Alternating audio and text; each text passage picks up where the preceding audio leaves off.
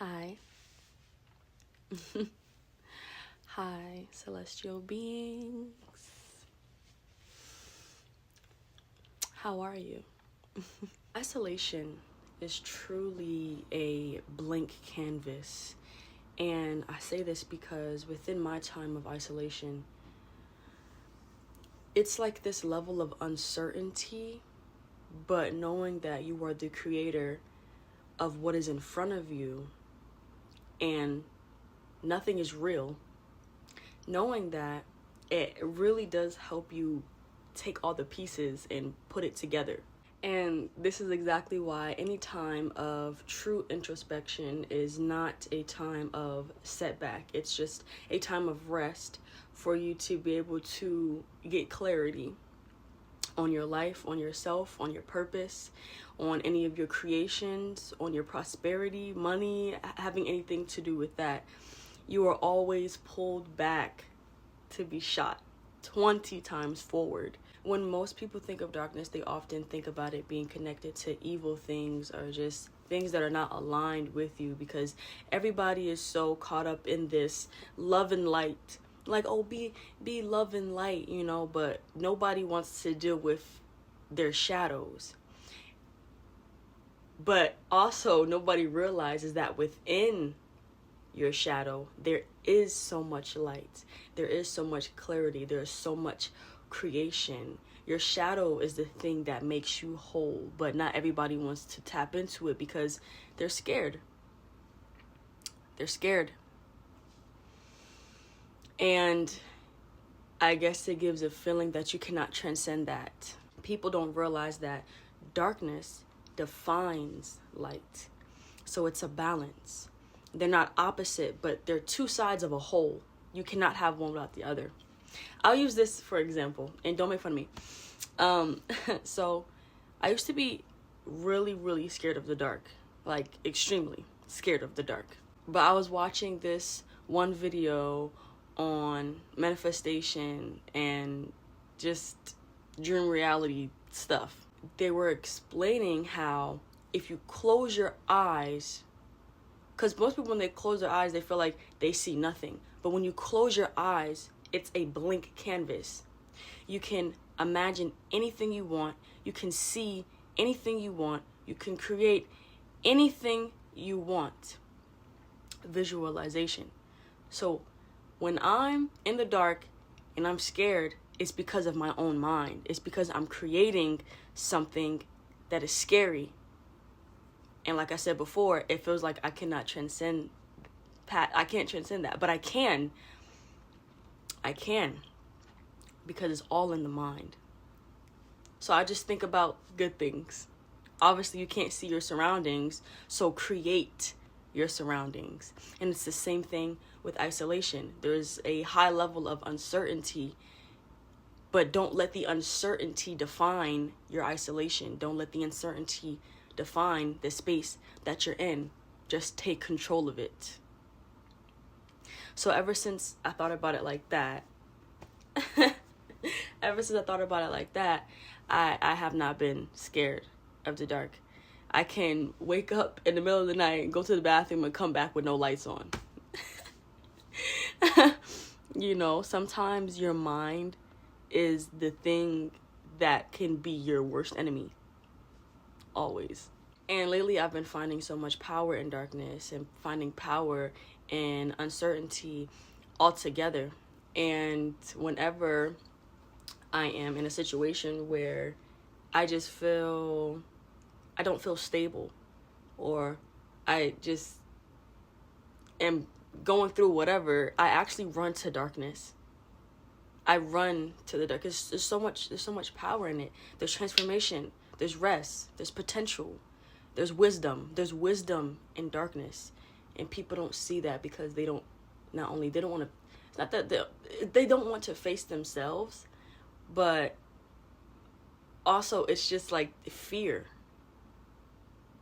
And fear, probably one of the worst emotions to feel ever, because fear manifests too. Fear is always going to create a fight or flight response. creating a negative feedback loop that is going to block your connection to the divine.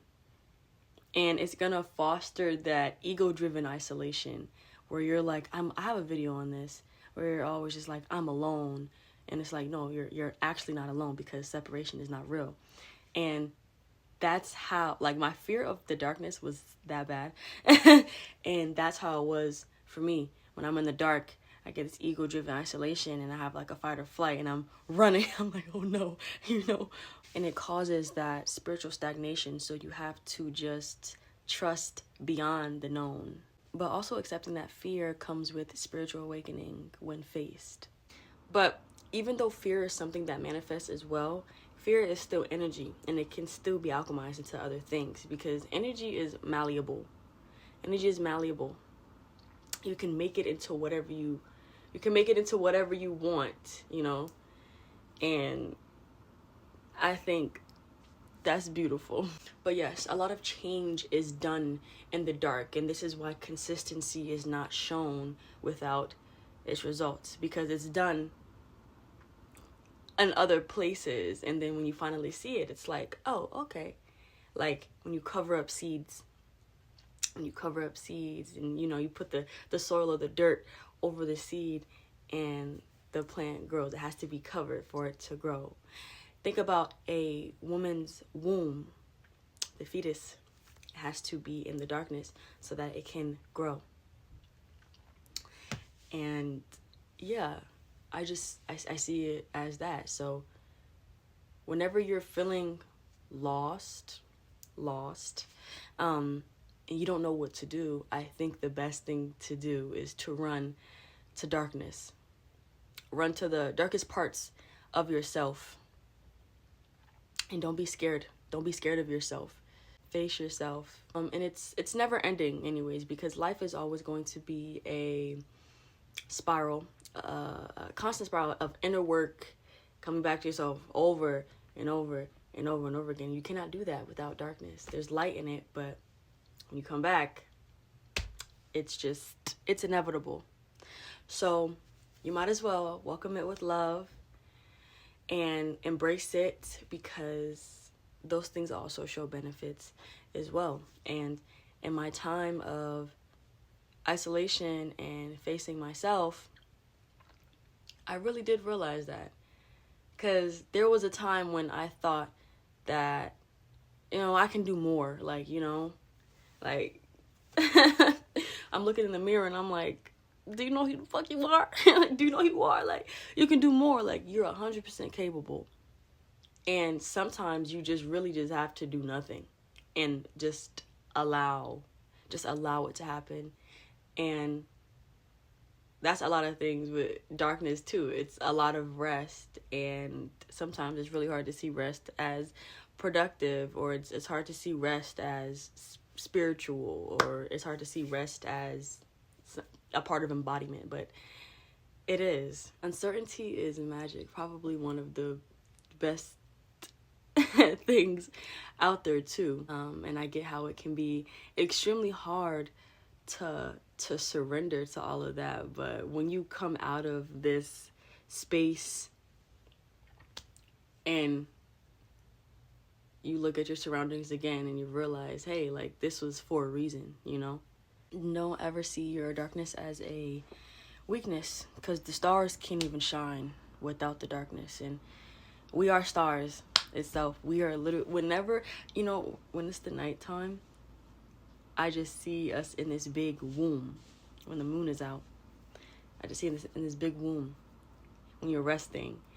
And I just see us just one with the stars, resting like the stars are, just in this big void of darkness. There's so much power in that. You cannot shine without darkness. You cannot be seen without darkness. If people don't see the darkest parts of yourself, you're not truly seen, because that's where your most authentic self is. So there's so much value in darkness. So yeah, darkness is a space of divine creation too, whether life is being created, whether nature is being created. What truly matters is the depth of our soul, not the surface of our vessel. If you were only seeing how you present yourself and not how you truly are, everything, including your connections and your experiences, they're all going to be so surface level, and it wouldn't matter. So be the seed under the soil that needs to grow. Be the fetus in the womb that is developing. Embrace that darkness and the depths of yourself, because if you don't, you will not be fulfilled, and everything else around you will not have the depth that you don't only crave, but the depth that you were born to embrace. And that is all I have for you. I hope you enjoyed this video. I hope you embrace darkness. I hope you run to darkness in times of uncertainty. And yeah. I love you dearly. Thank you so much for being here, and thank you so much for, embracing my wisdom and what I have to offer. I love you so much. Mizu out. Peace.